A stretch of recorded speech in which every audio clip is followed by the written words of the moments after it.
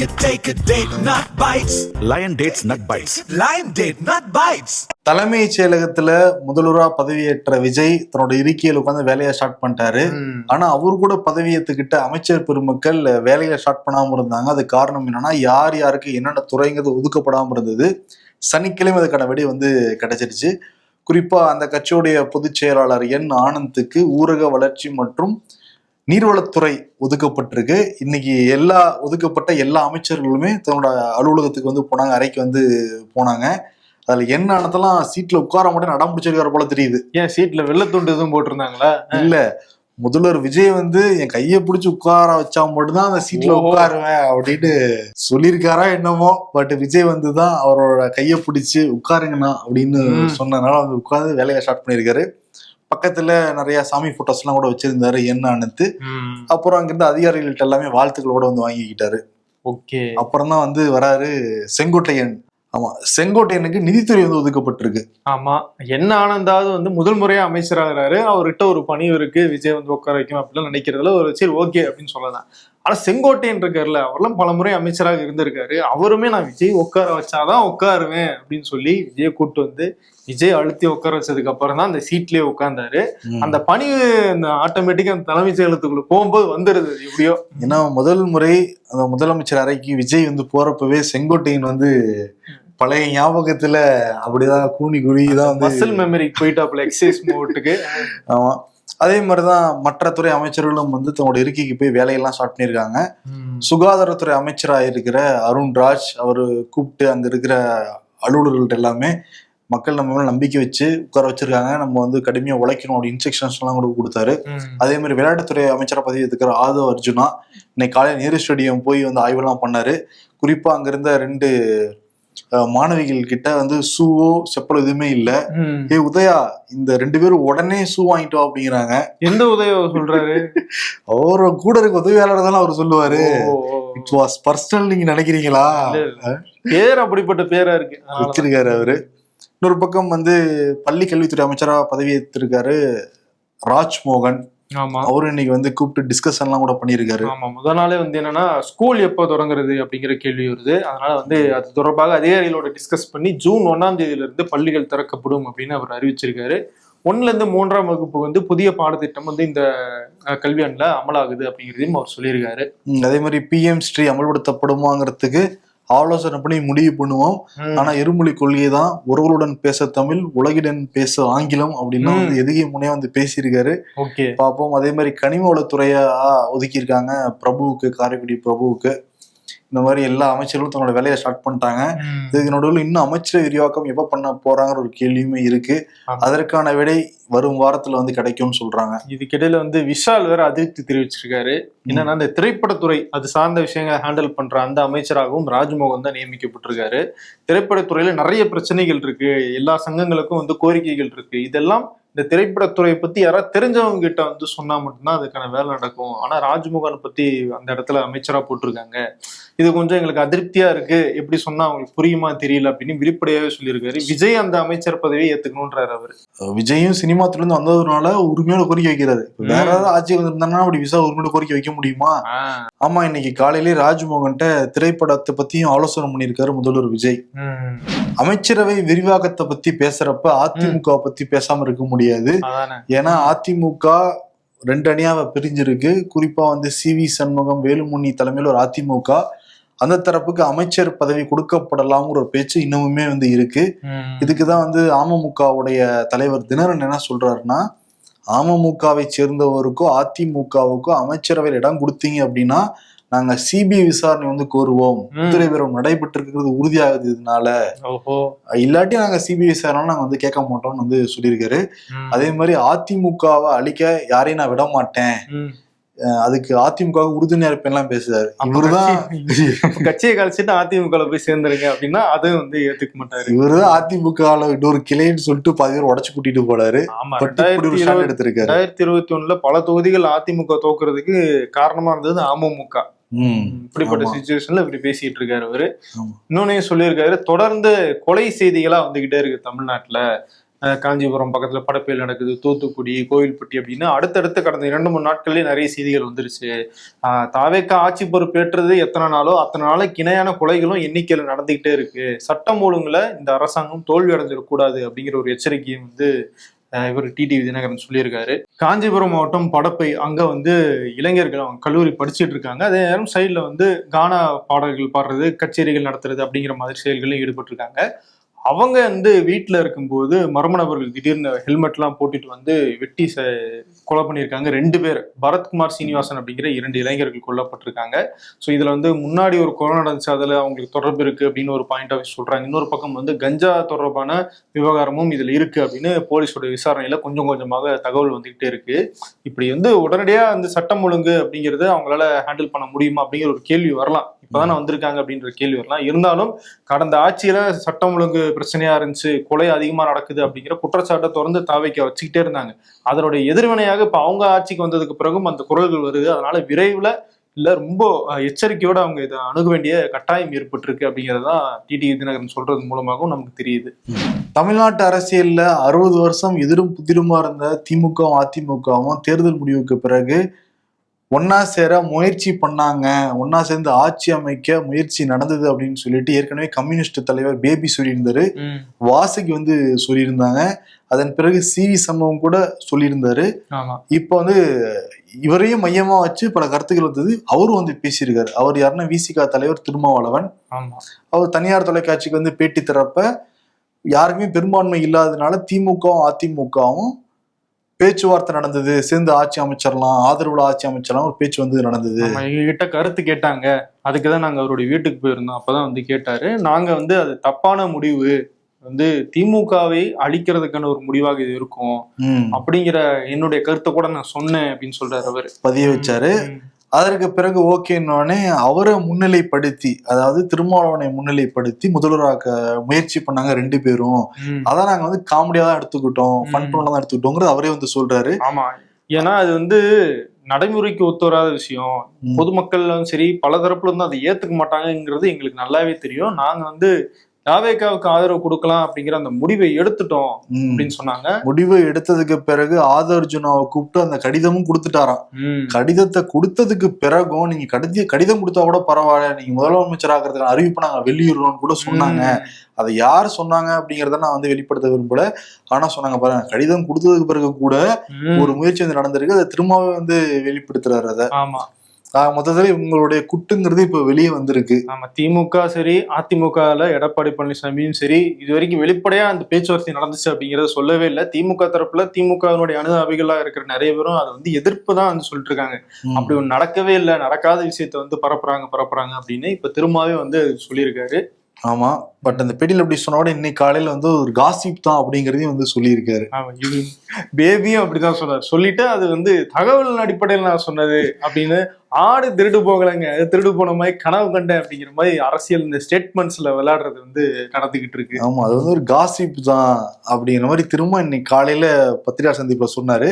But அவரே தான் அந்த பேட்டியிலையும் சொல்றாரு, முடிவு மக்கள் கையில தான், மக்கள் தான் பாத்துட்டு இருக்காங்க. எது எப்படி இருந்தாலும் அதிமுக திமுக அப்படிங்கிற அந்த பேச்சுவார்த்தை நடத்தினதே அவங்களுக்கு வாக்களிச்ச மக்களுக்கு துரோகம் செய்யற மாதிரி. ஏன்னா பாஜக இல்லாத ஒரு கூட்டணி அப்படின்னு தான் திமுகவுடைய கூட்டணிகள் ஓட்டு கேட்டாங்க, அதுக்குதான் மக்கள் ஓட்டு போட்டாங்க. அதிமுக பாஜக கூட்டணிக்கு ஏன் ஓட்டு போட்டாங்க, திமுக இல்லாத கூட்டணி அப்படிங்கறனாலதான் ஓட்டு போட்டாங்க. இப்ப அவங்க 2 பேரும் ஒன்னா சேரலாம் அப்படின்னு பேச்சுவார்த்தை நடந்தாங்கன்னா அந்த மக்களை ஏமாத்துற மாதிரியான ஒரு செயல் தானே அது. நம்ம அது மக்களுக்கும் தெரியுது, நமக்கும் தெரியுது. பட் ஏன் அந்த தலைவர்களுக்கு தெரியாம போச்சு அப்படிங்கறத இன்னும் கன்ஃபியூஷனா இருக்கு. எப்படி கனவுல கூட நடக்காத விஷயத்த நடத்திருக்காங்களே. அரசியல் இதெல்லாம் சாதாரணமாப்பான அன்னைக்கு கவுண்டமணி இதுக்குதான் பொண்ணு எழுத்துக்களால குறிச்சிட்டு போயிருக்காரு. திருவாரூர் எம்எல்ஏ பூண்டி கலைவாணன் எம்எல்ஏ வீட்டு திருமணத்துக்கு போய் கலந்துருக்காரு திமுக தலைவர் மு.க. ஸ்டாலின். அதுல நிறைய விஷயம் ஓப்பனா பேசியிருக்காரு. வெற்றி தோல்விய சகஜமா பாக்குற ஒரு இயக்கம் தான் திமுக. நம்ம தொண்டர்களும் அப்படிதான் பாக்குறாங்க. ஆனா ஏன் இங்க பாதி பேர் இரண்டு முகத்தோட இருக்கீங்கன்னு எனக்கு தெரியவே இல்லை. நம்ம வெற்றியை நோக்கி மட்டுமே பயணிக்கிறவங்க கிடையாது, மக்களுக்கு நல்லது செய்யணுமே நோக்கி பயணிக்கிறவங்க தான் நம்ம. அதே மாதிரி திமுக கதை இதோட முடிஞ்சிச்சுன்னு சொல்லிட்டு கவிதை அரங்கேற்றலாம் கூட நடத்துறதுக்கெல்லாம் முயற்சி பண்றாங்க. அதெல்லாம் எந்த காலத்தையும் நடக்கவே நடக்காது. இந்த மாதிரி ஒரு சொற்களுக்கெல்லாம் நீங்க வந்து தோய்வடையாதீங்க. உடன்பிறப்பே வான்னு ஒரு வெப்சைட் வந்து ஆரம்பிச்சிருக்கோம். அந்த வெப்சைட்டோட கருத்துக்கள் வந்து சொல்லுங்க. நம்ம கிட்ட என்ன குறை இருந்தது, எப்படி நம்ம வந்து தோத்து போனோம், என்ன பிரச்சனை, எப்படி அவங்க நம்மளை வந்து பீட் பண்ணாங்க, அதெல்லாம் தாண்டி ஒன்று சொல்றாரு. பூத் கமிட்டிக்கு ஆள் இல்லைன்னா கூட வந்து பரவாயில்ல, கவுண்டிங் சென்டர்லயே கூட வந்து கவுண்டிங் ஏஜென்ட்டே இல்லாம கூட வந்து ஜெயிச்சிருக்காங்க. அது எப்படி வந்து நடந்தது, இது வந்து நம்ம கண்ணுக்கே தெரியாம வந்து நடந்திருக்கு, இதை நம்ம வந்து ஃபைன் பண்ணணும் அப்படின்னா சொல்றாரு. பட் இன்ஸ்டாகிராம்னால மட்டுமே ஆட்சிக்கு வந்திருக்காங்க இவங்க. அதனால நம்மளும் இன்ஸ்டாகிராம்ல ரொம்ப ஸ்ட்ராங் ஆகணும், நீங்க ஒன்றும் கவலைப்படாதீங்க, நான் பாத்துக்கிறேன் அப்படின்ட்டு இருக்காரு மு.க. ஸ்டாலின். ஆமா, அந்த தேர்தல் முடிவுகளுக்கு பிறகு அவர் பங்கேற்கிற முதல் நிகழ்ச்சின்னு நினைக்கிறேன் இது. வந்து இப்படி பேசியிருக்காரு. அதே மாதிரி உதயநிதி ஸ்டாலினும் அந்த நிகழ்ச்சியில பங்கேற்றாரு. அவர் என்ன சொல்றாருன்னா, இந்த ஒரு தாய் கிட்ட ஒரு குழந்தை இருக்கும்போது கையில கிளுகிழுப்போட ஒருத்தர் வந்தாருன்னா அந்த குழந்தை கொஞ்ச நேரம் அந்த ஆள்கிட்ட போய் உட்காரும், ஆனா திரும்பவும் தாயை தேடிதான் ஓடி வரும். அந்த மாதிரி தமிழக மக்கள் வந்து இந்த கிளுகிழப்பை காட்டி ஒரு கூட்டம் வந்து ஏமாத்தி இருக்கு. அதனால மக்கள் திரும்பவும் நம்ம பக்கம் வருவாங்க அப்படின்னு ஒரு நம்பிக்கை ஊட்டுற விதமாக உங்களுடைய தொண்டர்கள்ட்ட பேசியிருக்காரு உதயநிதி ஸ்டாலின். தாயினா அம்மா அதிமுக எல்லாம் போவாங்க, இவங்க அப்பா கட்சி இல்ல. ஓகே, தாயின் குறியீடா சொல்றாரு போல இருக்காரு திமுகவை.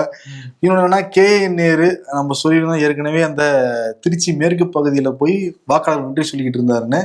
அந்த நன்றி சொல்ற ஒரு நிகழ்வு இப்ப வைரல் ஆகிக்கிட்டு இருக்கு. காஜாமலை அந்த பகுதியில போய் நன்றி சொல்லிக்கிட்டு இருக்காரு. காஜாமலை திமுகவோட பொறுப்பாளர் விஜி அவர் வந்து நம்ம அண்ணனை ஜெயிக்க வச்சிட்டோம் அப்படின்னு சொல்லிட்டு அழுகுறாப்புல. உடனே மைக்க புடுங்கி சடனை வந்து வண்டி எடு அப்படிங்கிறாரு கே.என். நேரு. இந்த வீடியோ பயங்கர வைரலாக பாருங்க. எல்லாரும் பாத்துக்கிட்டு இருக்கப்பே கே.என். நேரு இப்படி பண்றாரு. அது கட்சிக்காரரு, அவர் ஜெயிச்சதுதான் நன்றி சொல்லி ஃபீல் பண்ணி பேசுறாரு. இப்படிதான் கட்சி எப்படிங்க டெவலப் ஆகும்னு சொல்லி சோசியல் மீடியால இந்த வீடியோ போட்டு வருத்தெடுத்துட்டு இருக்காங்க. ஓஹோ, அதுக்கு நான் அழுதுகிட்டே இருந்தா நான் என்னதாங்க பண்றது, எங்க போனா அழுகுறாங்க, சரி அடுத்த வேலையை பாருங்க அப்படிங்கிற மாதிரி தான் அவருடைய ரியாக்ஷன் இருக்கு. திமுகவினுடைய முன்னாள் அமைச்சர்கள் நிறைய பேர் போட்டியிட்டு இந்த தேர்தலில் தோல்வி அடைஞ்சாங்க. அதுல ஒரு முக்கியமானவர் அப்படின்னு பார்த்தோம்னா பிடிஆர். அவர் வந்து மதுரை மத்திய தொகுதியில வந்து தோல்வி அடைஞ்சிருந்தாரு. இப்ப தோல்விக்கு பிறகு அமைதியாவே இருந்தாரு. இன்னைக்கு வந்து ஒரு பெரிய அறிக்கையை வெளியிட்டிருக்காரு. அதுல வந்து இந்த தோல்வி குறித்து நான் வந்து ஆலோசனை பண்ணிட்டு இருக்கேன், பரிசீலனை பண்ணியிருக்கேன். 60 வயசு ஆச்சு, கொஞ்சம் ஓய்வு தேவைப்படுது, உடற்பயிற்சி செய்யறது அப்படின்னு, என்னுடைய பழைய ஃபார்முக்கு போக வேண்டி இருக்கு அப்படிங்கிறனால கொஞ்ச நாளைக்கு நான் வந்து அரசியல்ல இருந்து விலகுறேன், திரும்பவும் வந்து பவர்ஃபுல்லா வருவேன் அப்படின்னு சொல்லி அறிக்கை வெளியிட்டு இருக்காரு. ஒரு பெரிய நீண்ட அறிக்கை. ஆமா, டீட்டெயிலா நிறைய விஷயங்கள் வந்து சொல்லியிருக்காரு. அதுல டிவிகே பத்தியுமே சொல்லியிருக்காரு. நம்மளாம் கணிக்க தவறிவிட்டோம், முதல்ல வந்தோடனே 35% வாக்குகள் வந்து வாங்கியிருக்காங்க அவங்க அப்படின்லாம் கூட குறிப்பிட்டிருக்காரு. சரி, அப்படியே திமுக பக்கம் இருந்து அதிமுக பக்கம் வந்தோம்னா அந்த சண்டை இன்னும் ஓயவே இல்லை. அது என்னைக்கு ஓஞ்சிருக்கு. மாறி மாறி எடப்பாடி அணி, இப்ப சி.வி. சண்முகம், வேலுமணி அணி அப்படின்னு கழக நிர்வாகிகள் எல்லாமே பிரிஞ்சு போய்கிட்டு இருக்காங்க. இதுக்கு நடுவுல செம்மலை அவர் என்ன பண்ணிருக்காருன்னா, நான் விலகிறேன் கட்சியில் இருந்துன்னு சொல்லிட்டு அறிக்கை கொடுத்துருக்காரு. ரொம்ப உணர்ச்சி வசமா பிரஸ் மீட்லயும் வந்து கலந்துக்கிட்டு பேசியிருக்காரு. புரட்சி தலைவர், புரட்சி தலைவி எல்லாரையும் அனுசரிச்சு வந்து போனாங்க. பட் இப்ப இங்க நடந்துகிட்டு இருக்கிறது ஈகோ யுத்தமா வந்து இருக்கு. ஈகோ இருக்கிற வரைக்கும் அந்த இடத்துல வளர்ச்சி இருக்குங்கிறது இருக்காது. இது கற்பூரம் மாதிரி காணாம போயிடக்கூடாது. இல்லை, அது வந்து கழக கட்சி இல்லை, இது எவ்வளவு பேர் சேர்த்து கூட்டா உருவாக்குன ஒரு இயக்கம் இது. எனக்கெல்லாம் ரொம்ப மன வருத்தமா இருக்கு. நானும் இவங்க வந்து திருந்துவாங்க, நல்லா டெவலப் ஆவாங்கன்னு பார்த்தா ஒரு டெவலப்மெண்ட் இருக்க மாதிரி தெரியல. நான் கணத்தை இதயத்துடன் கிளம்புறேன்னு கிளம்பிட்டாரு. ஒரு பொட்டி பிடிக்க எடுத்துக்கிட்டு, என்கிட்ட யாரும் எதுவும் கேட்காதீங்க, நான் வாட்டுக்கு ரெஸ்ட் எடுக்க போறேன் அப்படின்னு போயிட்டாரு. ரெண்டு பக்கமும் ஆதரவு கொடுக்காத நிறைய பேர் கட்சியில இருக்காங்க. அவங்க எல்லாரும் கூப்பிட்டு கேட்கறாங்க, நீங்க எந்த கட்சிக்கு ஆதரவு அப்படின்ட்டு. அதனால வெளிப்படையா அவனால பேச முடியல. பல பேர் இதுதான் ஓகே, நமக்கு எண்டு கார்டு போடுறதுக்கு நமக்கே நம்ம கட்சிக்கு எண்டு கார்டு போடுறோம், எட்டு கார்டு போட்டுறாங்க. இன்னும் பேசாதவங்க எல்லாம் வந்து சரி இவங்க ஒரு சண்டை போட்டு ஒரு முடிவுக்கு வருவாங்க, அப்போ போய் யாரு இருக்காங்களோ அவங்க கிட்ட ஜாயின் பண்ணிக்கலான் இருக்காங்க போல இருக்கு. ரெட்டலை யார் பக்கம் வருதோ அந்த பக்கம் சாயலான்னு பல தலைகள் காத்துக்கிட்டு இருக்கு. ஓகே, இன்னொரு பக்கம் வந்து விஜயபாஸ்கர் முன்னாள் அமைச்சர், அவர் என்ன சொல்லியிருக்காருன்னா, உடனடியாக பொதுக்குழுவை கூட்டணும், பொதுக்குழுவை கூட்டுறதுக்கு 3/2 பங்கு ஆதரவு கட்சிக்குள்ள இருக்கு, அப்படி இருந்துச்சுன்னா பொதுக்குழுவை கூட்டிடலாம், அதனால வந்து கூட்டணும் அப்படிங்கிற வலியுறுத்தல வந்து எஸ்பி வேலுமணி சார்பா விஜயபாஸ்கர் வந்து பேசியிருக்காரு. நம்ம கூட்டியே தீரணும், சீக்கிரம் வைங்க, அடுத்த பொதுச்செயலாளர் யாருன்னு தேர்ந்தெடுத்தே ஆகணும் அப்படிங்கிறாங்க. பட் இது வரைக்கும் எடப்பாடி பழனிசாமி தான் பொதுச்செயலாளர்னு சொல்லிக்கிட்டு இருந்தா கூட வேற ஒரு பொதுச்செயலாளர் நியமிக்கிற ஒரு டிஸ்கஷனும் போய்கிட்டு இருக்கான் இந்த குழுவுக்கு.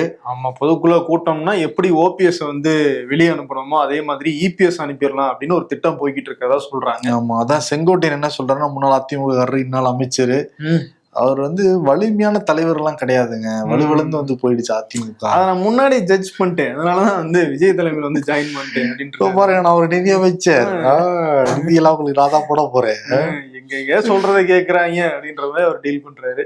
நேத்து சூப்பர் ஸ்டார் ரஜினிகாந்த் விளக்கம் கொடுத்திருந்தாரு, அதிமுகவும் திமுகவும் ஒண்ணு சேரணும் அப்படின்னு. நான் போய் பேசலாம் இல்ல, அப்படி ஒரு தரங்கட்ட செயலை செய்யறவன் இந்த ரஜினி கிடையாது, நான் யாரை பார்த்தும் பொறாமைப்படுறவன் கிடையாது அப்படின்லாம் சொல்லியிருந்தாரு.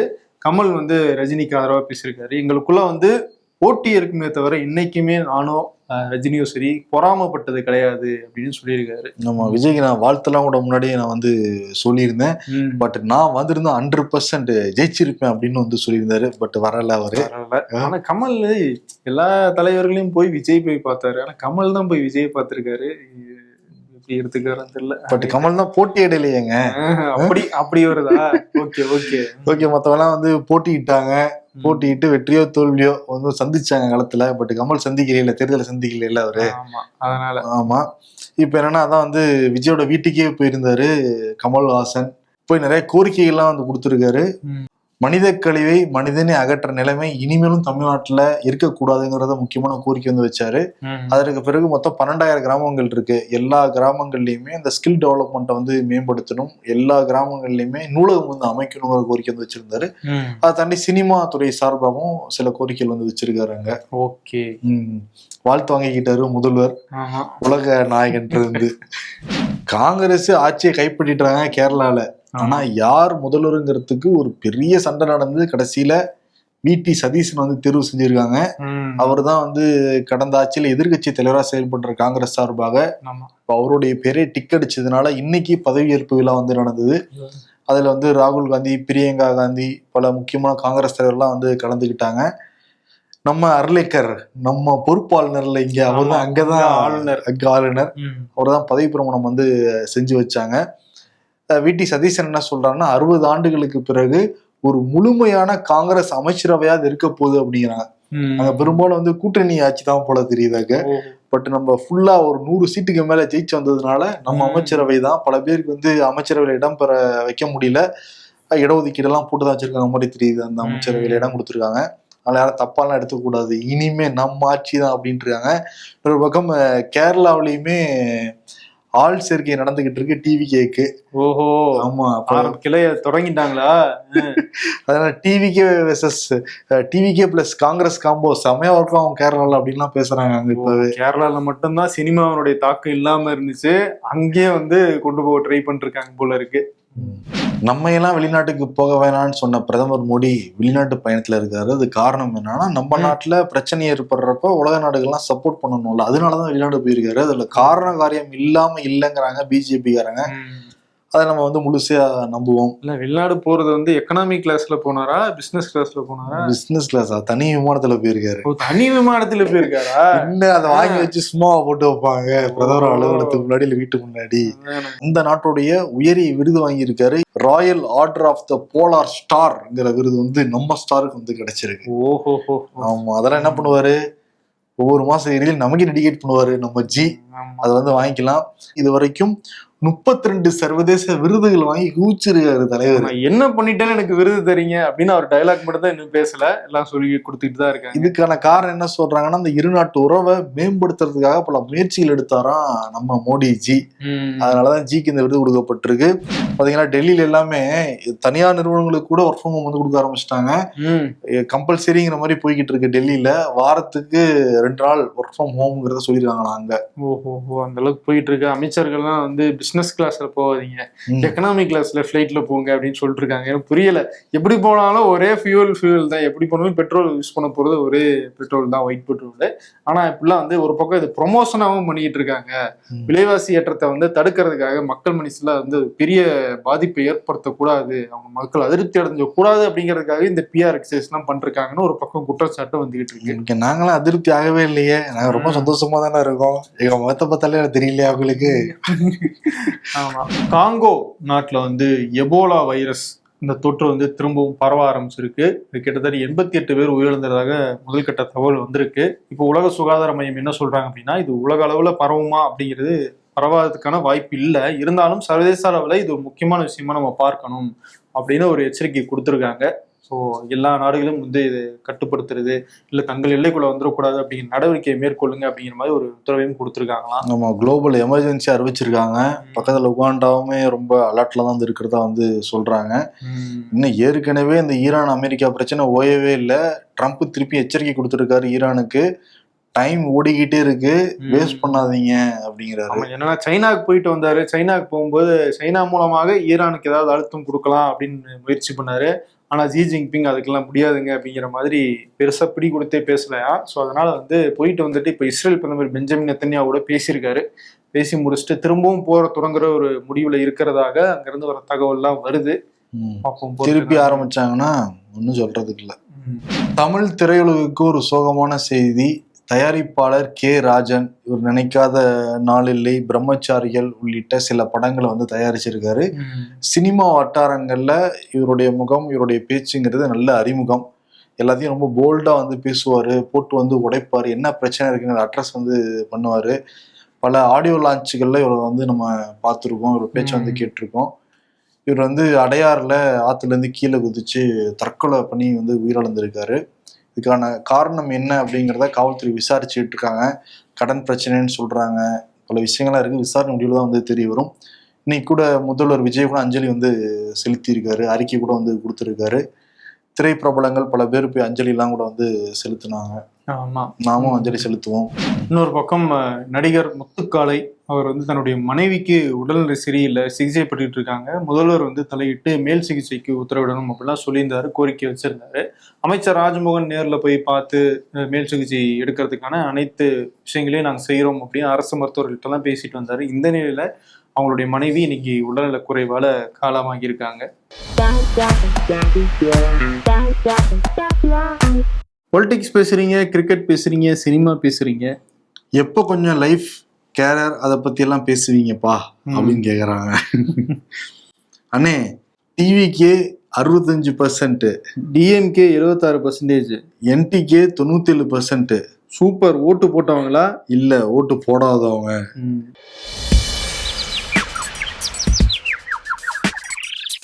சின்ன வயசுல தூக்கத்துல புலம்பினோம், இப்ப புலம்பிட்டே தூங்குறோம்.